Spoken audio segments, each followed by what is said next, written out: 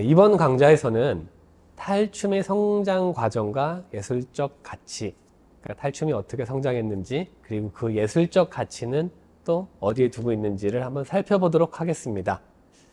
네, 어떻게 보면 탈춤은 그간 민중의 목소리를 담아온 K-드라마라고 할 수 있습니다. 앞서 한국 탈춤에 대해 간략하게 살펴보았죠. 이번 장에서는 한국 탈춤의 주제를 조금 더 구체적으로 살펴보고 이러한 주제가 어떻게 발전되어 왔는지 근대의 사례를 토대로 살펴보는 시간을 가져보도록 하겠습니다. 한국 탈춤 성장 과정을 살펴보도록 하겠습니다. 과거 한국의 문헌 기록은 대부분이 왕을 중심으로 기록되어 있어서 탈춤과 아니면 풍물, 농악, 무속, 전문예인들과 같이 민중들이 연행해왔던 예술은 과거의 모습을 살펴보는데 큰 한계가 있습니다.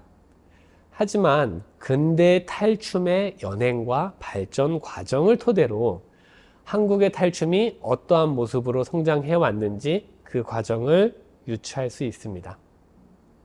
근대 탈춤에서는 어떻게 탈춤의 내용을 수정하여 대중들과 소통하였는지 그 과정을 살펴보고 이를 토대로 한국 탈춤의 성장 과정과 그 예술적 가치를 함께 살펴보는 시간을 가져보고자 합니다.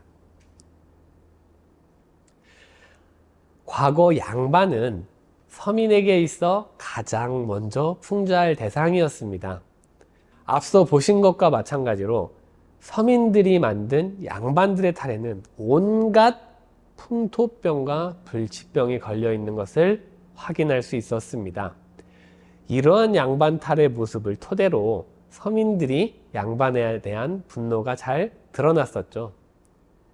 그 중에서 경상도 지역에서는 당시 지역 풍토병인 나병에 걸린 양반들을 종종 볼 수 있습니다.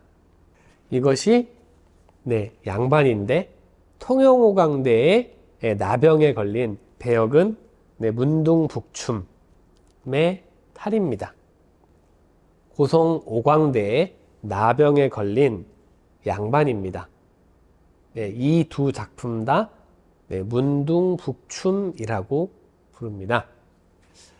서민들을 괴롭혀왔던 양반을 당시 불치병이었던 이런 나병에 걸리게 하고 또 파리를 잡아먹는 모습이나 아니면 바닥에 있는 보리 이삭을 주워 먹거나 어쩔 때는 노름을 하고 사기를 치는 등의 온갖 나쁜 짓과 그리고 바보 같은 짓들을 하게 하여 서민들이 그 양반의 그런 모습들을 보고 본인들이 맺혔던 한과 애환을 풀어왔습니다. 양반 탈을 쓰고 그들을 풍조해왔던 탈춤은 서민들에게 있어 스트레스를 해소하는 아주 큰 역할을 해왔습니다. 하지만 이러한 탈을 쓰고 공연을 했었을 때 누군가에게는 큰 상처를 주기도 하였습니다. 그것은 이 나병에 직접 걸린 환자들이었습니다.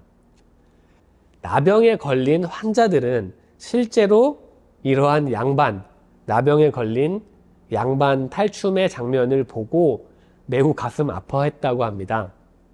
실제로 문둥이 춤 공연을 한 이후 나환자들이 울분을 토하면서 힘들어하였다고 합니다.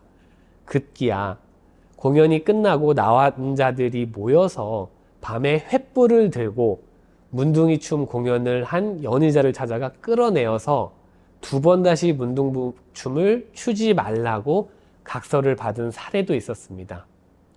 이러한 문제점을 인지한 탈춤 연희자들은 나병에 걸린 배역을 양반을 조롱하는 이야기에서 나환자가 희망을 갖고 살아가는 춤으로 내용을 바꾸기 시작합니다.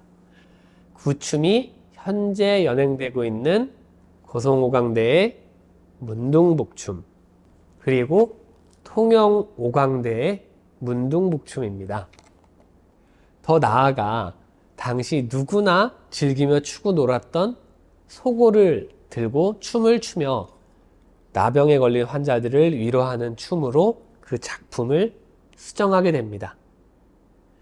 네, 그러면 그 나 환자들을 조롱해왔던 움직임들을 국거리 장단에 맞춰 새롭게 춤으로 만든 그 문둥북춤, 그 고성호강대의 문둥북춤을 한번 동작적인 부분을 하나하나 해설을 더해서 한번 좀 살펴보는 시간을 가져보도록 하겠습니다. 나병 환자가 제일 처음에 등장할 때 다리를 저르면서 등장을 합니다. 이게 다리를 절면서 등장하는 이유가 실제로 나 환자들이 다리 하체의 이런 부분들이 신체가 굳기 때문에 다리를 잘 움직이지 못하는 그 모습들을 춤 사이로 표현을 한 것입니다.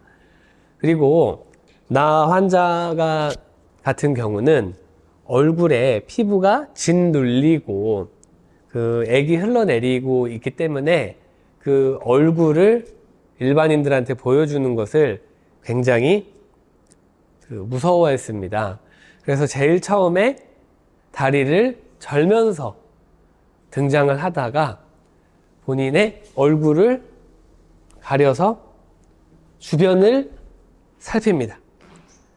이런 식으로 주변을 살펴서 본인의 보는 사람이 있으면 숨고, 그리고 본인을 보는 사람이 없으면 다시 몸을 풀어서 춤을 이어나가는 식의 춤으로 표현을 합니다. 그리고 나 환자 이 문둥북춤을 봤었을 때는 이게 중간중간에 이 관절을 이렇게 문질러주는 춤사위들이 실제로 많이 있습니다. 이 관절을 문질러주는 이유는 실제로 나 환자들이 몸에 열이 많아서 이런 식으로 몸이 굳는다고 합니다. 근데 그 굳는 거를 마사지를 해줌으로써 그 팔이 잘 움직일 수 있게, 그래서 다시 그 관절을 자유롭게 쓸 수 있게 춤을 만들어 주는 것이 그 춤사위가 가지고 있는 의미입니다. 그리고 앞서 제가 말씀드렸던 것처럼 그 파리를 잡아먹고 바닥에 있는 보리 이삭을 주워 먹는 이 장면을 가지고 굉장히 우스꽝스럽게 만들었다고 했었잖아요. 그래서 그 장면도 훨씬 더 이 나 환자들의 애환이 담긴 장면으로 다시 새롭게 표현을 했습니다. 자, 이런 식으로 하나, 둘, 셋, 넷, 다섯, 바닥에 있는 보리를 발견을 한 겁니다. 그 발견한 보리를 쭉 끌어가지고 절반으로 꺾습니다. 그 절반으로 꺾인 보리를 다시 또 절반으로 꺾습니다. 꺾어가지고 이 보리를 손바닥에서 으깹니다.